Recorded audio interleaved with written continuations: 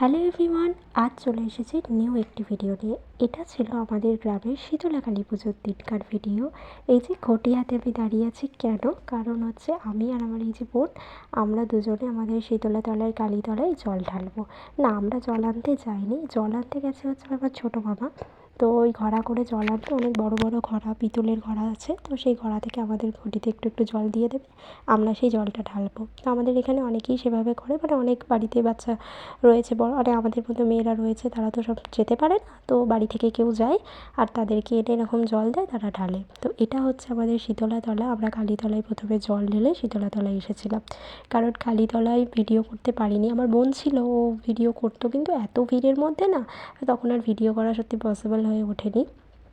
তো এই যে এটা আমাদের শীতলা তলা, এখানেও সেভাবে খুব ভালো আমি ভিডিও করতে পারিনি, তবে ওই সবটা করেছে। সবথেকে সুন্দর হচ্ছে খুব সুন্দর সাজানোটা। এই যে দেখতে পাচ্ছ, ফাঁক দিয়ে আমি আর আমার বোন এখানে আমরা জল ঢেলে নিচ্ছি। সবথেকে ভালো লেগেছে এখানকার সাজানো জিনিসটা। আরেকটা জিনিস বলি, আমাদের বাড়ির পাশেই রয়েছে শিব মন্দির। তো এই শিব মন্দিরে ভাবলাম শীতলা তলায় কালীতলায় জল ঢালটা আমার বাবা মহাদেবের মাথায় জল ঢালবো না, তাই হয়।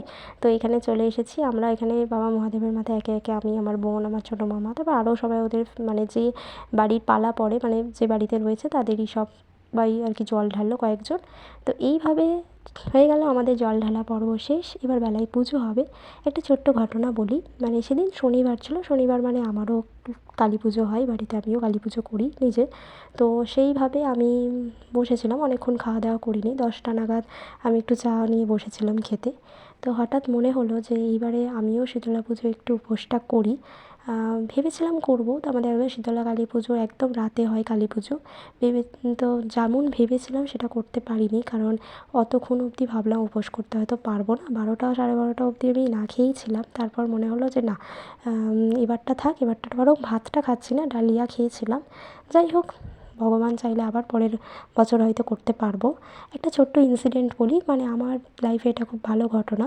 আমি কোনোবার কালী পুজোয় রাত জাগতে পারি না। এইবার আমার মনে হলো যে আমি রাতটা জাগবো, কিন্তু ঘুমিয়ে গেছি, ঘুম থেকে আর উঠতে ইচ্ছা হলো না। ডেকেছিল আমাকে আমার বাড়ি থেকে যে চল যাবো, কিন্তু আমার আর উঠতে ইচ্ছা হলো না। কিন্তু সারা রাত আমার মনটা একদম, মানে মাঝরাতে খালি খালি ঘুম ভেঙে যাচ্ছিলো, কখন ভোর হবে, কখন যাব। শেষ অবধি মায়ের ডাক উপেক্ষা করতে পারিনি, ভোরবেলা গিয়ে পুজো কমপ্লিট করে দেখে এলাম।